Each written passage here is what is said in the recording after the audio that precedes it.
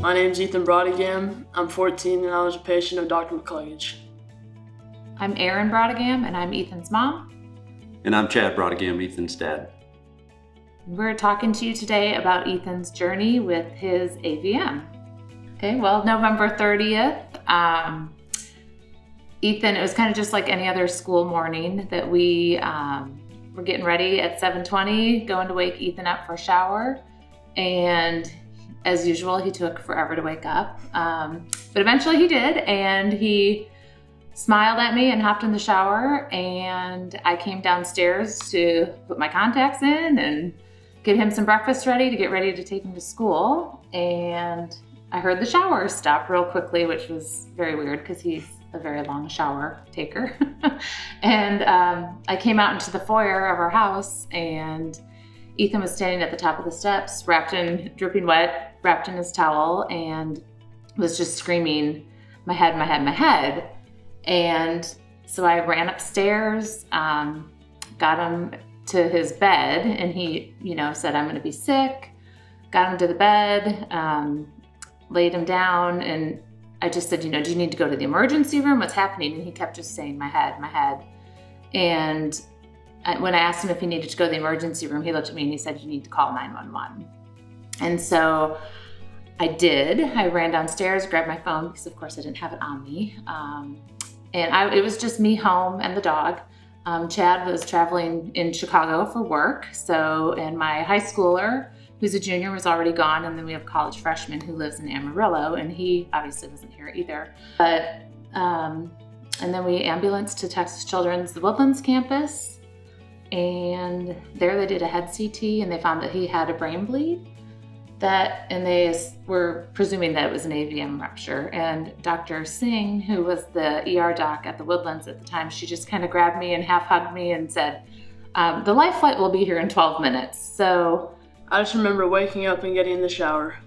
Yeah, which thank God for that. So in the midst of everything, I called Chad, and he was supposed to come home later that night, on a later flight into Houston from Chicago, but he was able to leave Chicago on like a 12:30 flight, and he texted me, pulling away from the gate, "I'll see you as soon as we get there, back to Houston. I'll head straight down to Texas Children's." Chad, the very first time he saw him, Ethan was intubated and very different looking from when he left. So, and it was a wait and see game, and they wanted to keep him intubated overnight because they were doing more imaging in the morning, I believe, and they were doing an MRI, and they wanted him to be completely out. So that was the first 24 hours was very serious, and just a whole lot of not really knowing what this was going to look like when he woke up. So, and during those first little bit of time, he was able to, while he was still intubated and unable to communicate with his voice, he had asked for a whiteboard and was able to scribble a few notes and just, expressed how much he loved us, and even asked for us to text his friends' moms and let him know. To let him know that he was okay. Yeah.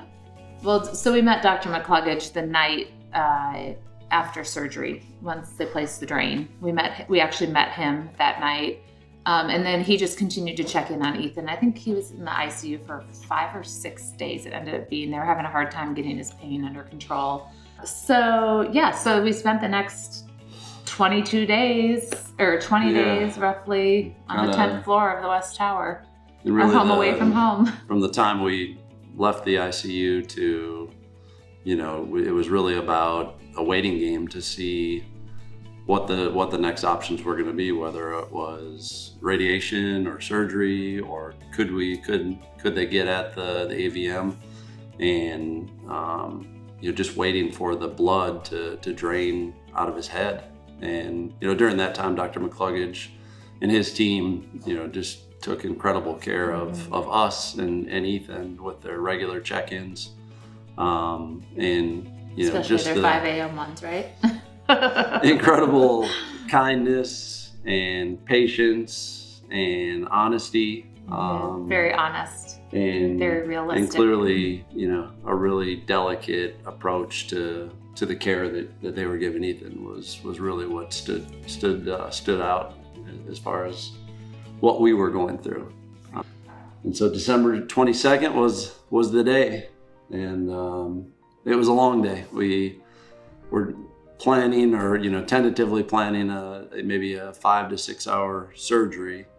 And so Ethan got checked in that morning, and obviously we were all, kind of on pins and needles and very, very nervous. But, throughout that day, a 5 to 6 hour surgery turned into a 13-hour surgery, which, as it goes past the expected timeline, we just continue to get more and more nervous. But the care team did a great job of keeping us updated throughout the process and those procedure. Hourly texts.